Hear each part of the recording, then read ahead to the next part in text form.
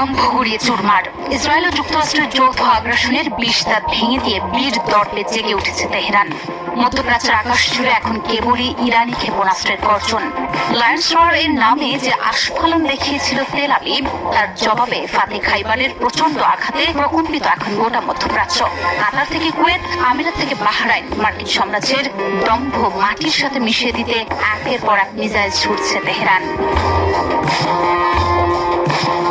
যখন ইসরায়েলি বাহিনী ইরানের সার্বভৌমত্বে আঘাত হানার দুঃসাহস দেখালো, তখনই শুরু হলো পাল্টা প্রতিরোধ। ইরানের রাষ্ট্রায়ত্ত বার্তা সংস্থা ফার্স নিউজ নিশ্চিত করেছে, মধ্যপ্রাচ্যের অন্তত হাফ ডজন দেশে ছড়িয়ে থাকা মার্কিন ও ইসরায়েলি ঘাঁটিগুলোকে লক্ষ্য করে বৃষ্টির মতো ক্ষেপণাস্ত্র ছুড়েছে তেহরান। কাতার, বাহরাইন, কুয়েত এবং আমিরাত সহ একাধিক দেশে মার্কিন ঘাঁটিগুলো আর অক্ষত নেই।